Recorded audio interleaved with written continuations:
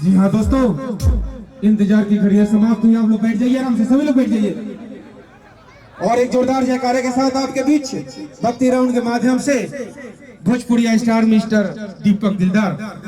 बोलो प्रेम से शेरावाली मैया की, सरस्वती मैया की।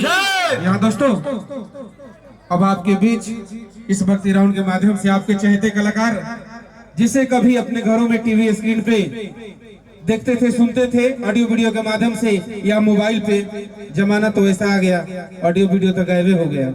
अब मोबाइल एक साधन बच गया है मनोरंजन का, जिसे आप रात दिन काम करके कभी थकान होता था तो घर पे जाके इनका एल्बम सुनते हैं। आज वही कलाकार आपके बीच उपस्थित है।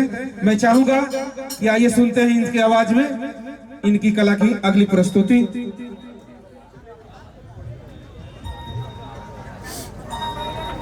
हेलो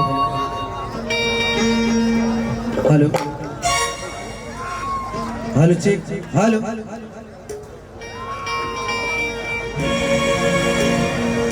हेलो हेलो, तबला देखिएगा, उसका वॉल्यूम बढ़ाइए थोड़ा सा, ट्रेवल करके उसका खाना होनी चाहिए। हाँ ठीक है, उसका बढ़ाई दीजिए थोड़ा सा, बैठ करके बज रहा है, उठ के बजना चाहिए थोड़ा। देखिए अपना ठीक है। हेलो, साहब जी का बोल रहे थे? श्याम सुंदर पहलवान गोरखपुर, 551 रुपये का पुरस्कार बा। ये बड़ी भाग बा हमारे की बिना गौले हमारा 500 रुपया मिलल। माई लक्ष्मी से प्रार्थना करे कि हे माँ, हमेशा भैया के घर में बरसत रही, अब भंडार भर रहे, ये दिलदार आजाद रह, उन्हें भरत रहो इन्हें चढ़त रहो का भाई।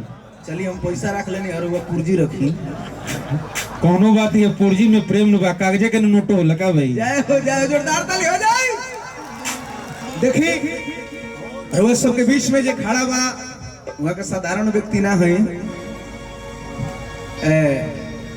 बहुत सब गीत रोज सब सुनले हो खेसारी लाल यादव जी के, चाहे बहुत सब गायक लोग के, सैया और अब गईले ना, बहुत सब गीत।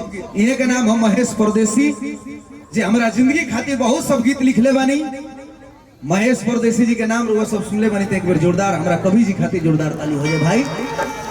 आई प्यार स्नेह दुलार बना रहे, चाहे आशीर्वाद दिए सब हमारा के तो गरीबो करम तब हमारे चली, कैसे बड़ बुजुर्ग वहीं गाते हैं नहीं। आई कमेटी के समिति के सदस्य जे भी बा, सबके हम प्रणाम करतनी, जे भी हमारे भोजपुरिया भाई समाज माई बहन जे भी बा, सबके हम कर जोड़ के प्रणाम करतनी। लोग के प्यार दुलार स्नेह पा के दीपक दिलदार के जिंदगी धन्य हो गई। हम अपना जिंदगी के बहुत सारा हिट गीत गौनी, प्यार देहनी।